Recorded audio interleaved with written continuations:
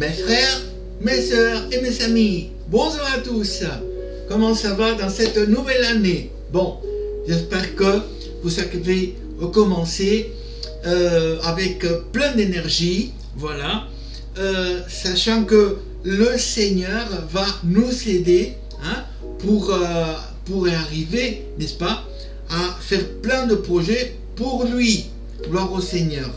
Bon, en tout cas, j'ai déjà rempli une petite feuille, n'est-ce pas, des bels projets. J'espère que je vais y arriver à tout faire cette année. En tout cas, c'est ce que j'espère. Voilà. Bon, on va continuer. On va démarrer cette année dans la présence du Seigneur.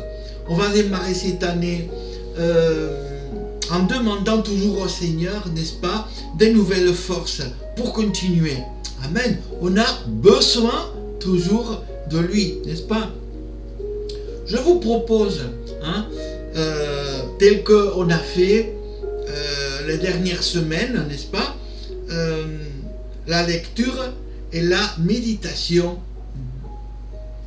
de quelques sommes. Voilà. Aujourd'hui, je vous propose la lecture et la méditation du psaume 16. Amen. Gloire au Seigneur. Bon, je vais lire tout d'abord, on va lire le psaume 16. Hymne de David. Garde-moi, ô Dieu, car je cherche en toi mon refuge.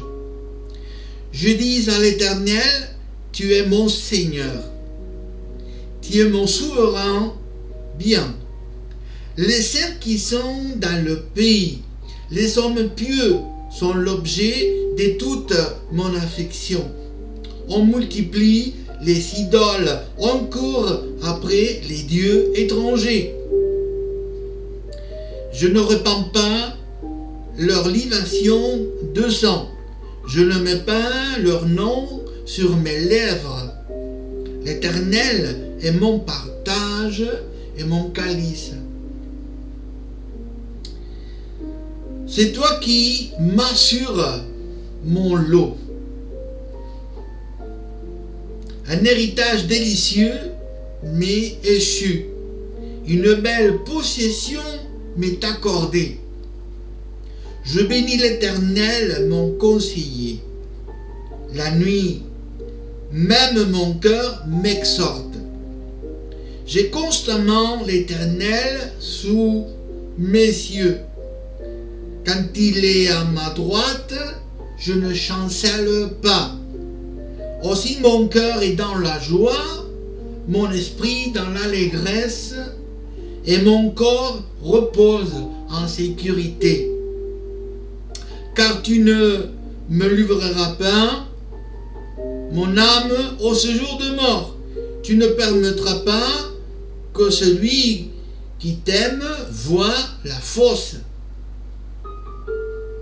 Tu me feras connaître le sentier de la vie. Il y a d'abondantes joies devant ta face, des délices éternelles à ta droite. Amen. Gloire au Seigneur. Amen. On est content. On est vraiment dans cette allégresse de pouvoir méditer chaque jour la parole du Seigneur. De pouvoir nous approcher de la parole du Seigneur. Malgré, n'est-ce pas, nos manquements, malgré nos fautes, malgré les défauts que parfois nous accompagnent, mais on est là, on est là. On dit, Seigneur, me voici, tu connais mon âme, tu connais déjà mon parcours, voilà, tu me connais mieux que personne, voilà. Alors je viens devant toi, je me refuge en toi, sous tes ailes. Gloire au Seigneur. Je suis toujours content chaque jour que je suis dans la présence du Seigneur, quand je me mets à prier, quand je cherche la prière ou quand je lis la parole de Dieu, je suis dans la joie pour une raison très importante, c'est que Dieu ne me juge pas. Il ne juge pas. Il nous accompagne. Il connaît nos manquements et nos fautes. Il nous accompagne, il nous fortifie. Hein, voilà. Il nous dit toujours d'aller de l'avant. Hein, voilà. C'est vrai qu'il nous réprimande. Hein, si bien il ne nous juge pas, il nous laisse nous approcher de sa maison. Voilà. Mais il nous réprimande, n'est-ce pas, à travers sa parole. Hein, voilà. Il nous dit, ceci n'est pas bien, faut changer, hein, faut avancer. Gloire au Seigneur. Gloire à Dieu. Quand je dis que le Seigneur ne nous juge pas, je veux pas dire par là que le Seigneur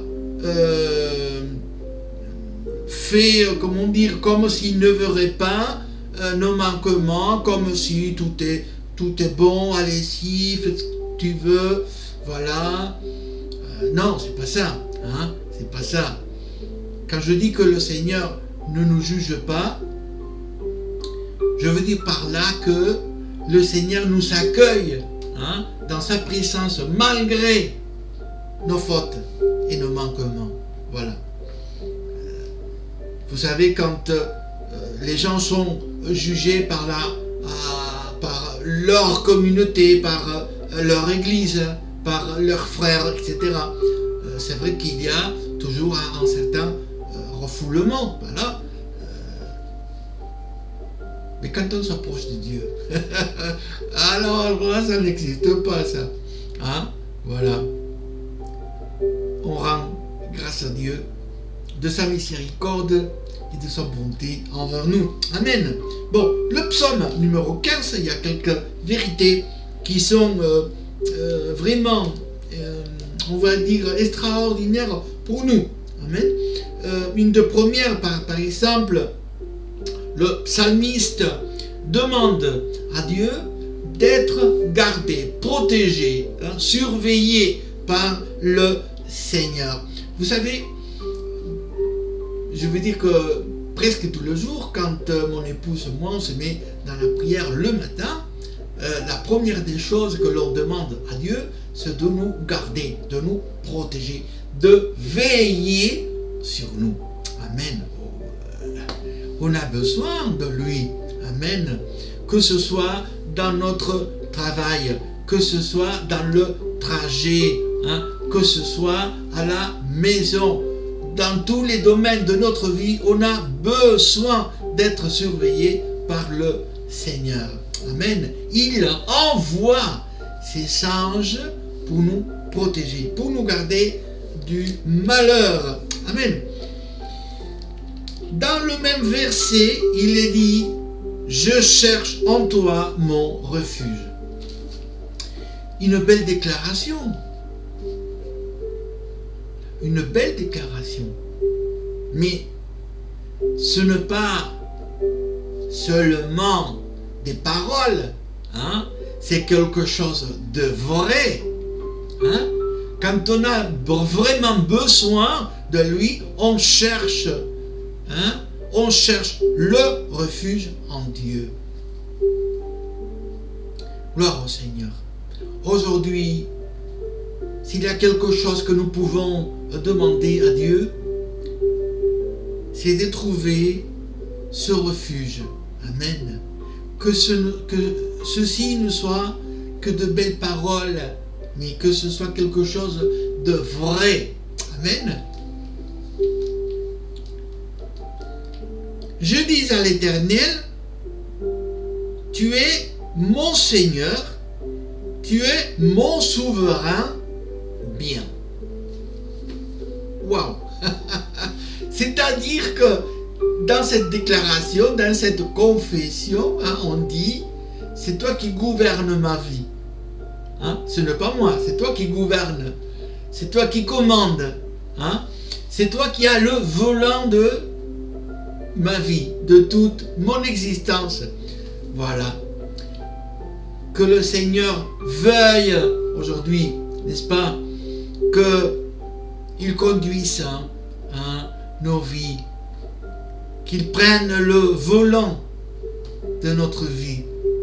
Vous savez, pendant bien de temps, n'est-ce pas, chacun d'entre nous, à un moment donné, on a essayé, n'est-ce pas, de faire les choses à notre manière, à notre façon, on s'est trompé, on a souffert, on a pleuré. Il vaut mieux qu'il conduise nos vies. Amen. Seigneur, conduis ma vie. Je me suis trompé tellement de fois. Je croyais bien faire, tournant à droite, tournant à gauche. Non. Aujourd'hui, c'est toi qui prends le volant de ma vie. C'est toi le Seigneur, c'est toi le souverain, c'est toi qui commande, c'est toi qui dirige. Amen. Gloire au Seigneur. Après, il y a une mention, n'est-ce pas, aux dieux étrangers, aux divinités.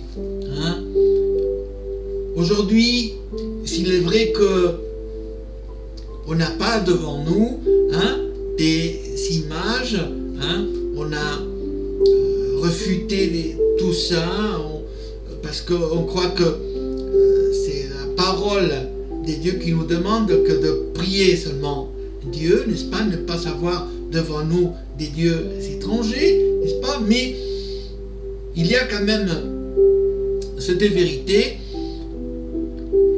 dans laquelle on découvre qu'il y a des dieux étrangers quand même qui pourraient se présenter devant nous. Oh, ce ne sont pas des dieux, on va dire, des tailles, des figures sculptées, tout ça. Non, c'est pas ça. C'est pas des images. Mais parfois, ce sont des choses. Voilà. Aujourd'hui, je parlais avec un frère qui avait besoin, n'est-ce pas, de recevoir l'exhortation de Dieu, réprimande spirituelle. Voilà. Et je disais, le travail n'est pas tout. On n'est pas appelé à être serviteur, voilà, pour travailler dans le séculaire, c'est-à-dire chacun dans son poste de travail. On travaille tous, moi je travaille, moi je suis toujours dans mon poste de travail, n'est-ce pas? J'ai un travail séculaire aussi, à part le travail spirituel, j'ai aussi un travail séculaire, mais ceci c'est toujours secondaire. Amen. Dieu ne m'a pas placé dans cette terre pour m'enrôler, pour être toujours, n'est-ce pas, dans le séculaire, mais dans le spirituel.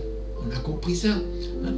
Et de faux dieux peuvent s'y mettre devant nous, comme par exemple le travail, l'excès. Je parle l'excès de travail. L'excès de travail. Il y a aussi l'argent, il y a aussi certains plaisirs.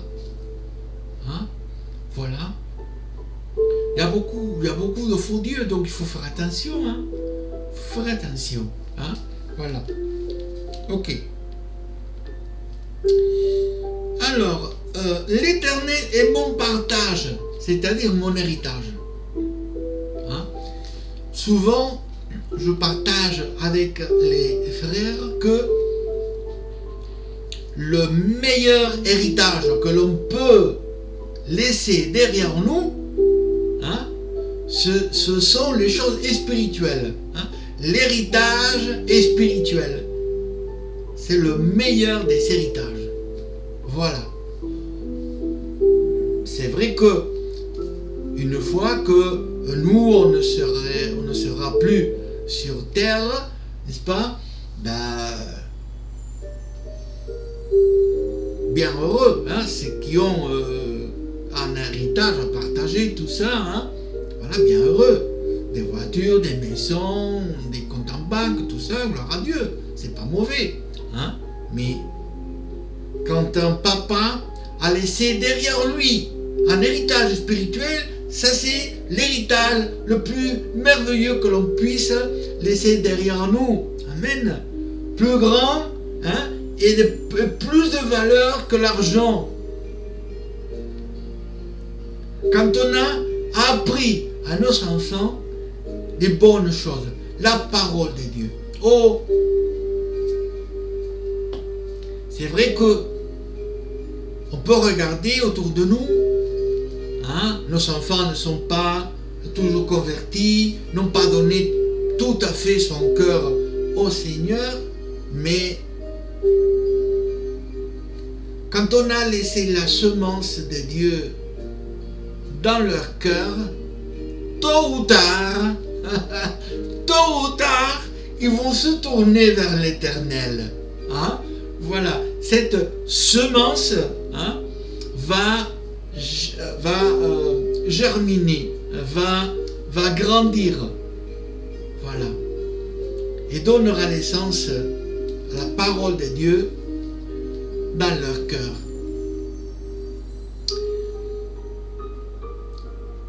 Il faut garder conscience au Seigneur. Amen. On peut regarder autour de soi et contempler, voir que les enfants ne sont pas toujours convertis, n'ont pas donné son cœur au Seigneur comme on voudrait, voilà. Mais gardez confiance, le Seigneur agit. Le Seigneur agit. Amen.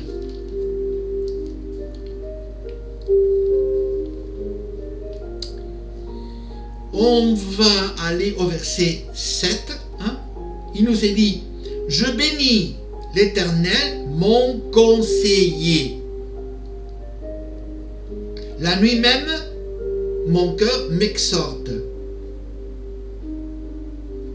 J'ai constamment l'Éternel sous mes cieux. Et quand il est là à ma droite, je ne chancelle pas. » Hein? Tout cela, se suit. Hein? C'est-à-dire qu'il est une suite. Hein? Il est mon conseiller. Hein? Même la nuit, mon cœur m'exhorte parce que la parole de Dieu est là. Et elle est toujours dans mon cœur, dans mon âme, dans mon esprit. Elle est là, pressante. Et quand il y a des situations qui se passent, hein, voilà, la parole de Dieu me dit toujours, fais attention, fais gaffe à ceci, fais gaffe à cela. Hein, voilà. Ceci m'aide à contempler le Seigneur. Hein. J'ai constamment l'Éternel sous mes yeux. C'est magnifique ça. Hein. Il dit, quand il est à ma droite, je ne chancelle pas. Hein. Voilà. Ce qui est merveilleux. Mais ça commence par le Seigneur est mon conseiller. Alors, qui conseille nos vies? Quand nous cherchons un conseil, est-ce qu'on va chercher dans la parole du Seigneur? Ou plutôt, est-ce qu'on va écouter ces discours qui nous plaisent? Hein? Voilà. On ne veut pas être réprimandé par la parole de Dieu.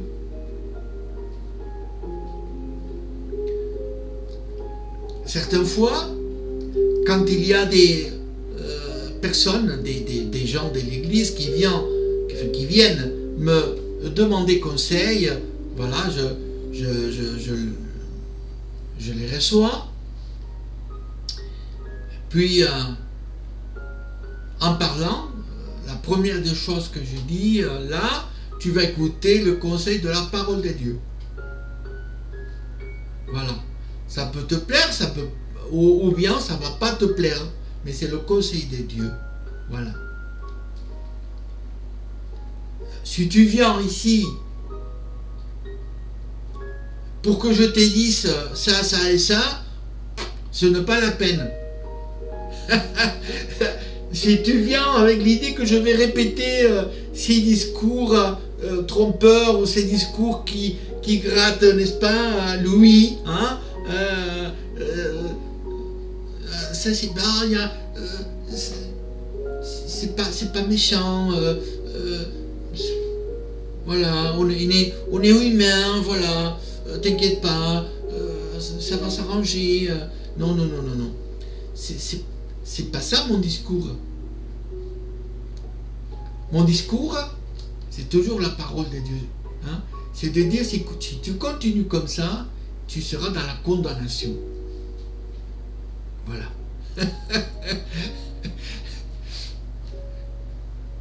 Je me rappelle bien, je ne vous dirai pas ni le nom ni l'endroit, hein, voilà. Mais je me rappelle bien un jour où on m'a confié une église, et dans cette église, en commençant, hein, en prêchant la parole de Dieu, voilà, quelques mois plus tard, d'avoir été établi comme pasteur, et en parlant avec un frère de l'église qui, lui, prêchait la parole, lui, chantait des cantiques dans l'église, tout ça, mais j'apprends, voilà, je ne savais pas, mais j'apprends de sa bouche qu'il vivait en concubinage. C'est pas possible ça. C'est pas possible. C'est pas normal du tout. Voilà, on ne vit pas en concubinage. Un serviteur de Dieu ne peut pas vivre en concubinage. Il faut qu'il se marie quand même. C'est pas normal cela. Et puis l'église consentait tout ça. C'est pas normal ça. Alors, j'ai réuni les frères, on fait conseil, voilà. Le conseil de l'église, ça c'est pas normal, mais qui vous a pris la parole de Dieu? La première des choses qu'on va faire, c'est de exclure ce frère des cantiques et de la prédication, c'est fini. Voilà, il faut qu'il se mette, et ça, il arrange sa situation spirituelle. Point. Je ne veux pas dire ce discours, non, c'est pas méchant, t'inquiète pas, gna gna. Non. C'est pas ça le discours de la parole de Dieu. Voilà.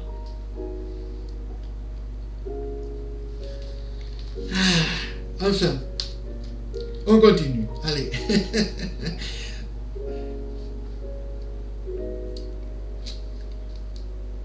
Alors, mon cœur est dans la joie, mon esprit dans l'allégresse et mon corps en sécurité. C'est formidable, on a la totale là, hein? C'est le lot complet, hein? Le pack, hein? Un pack. On a tout avec le Seigneur.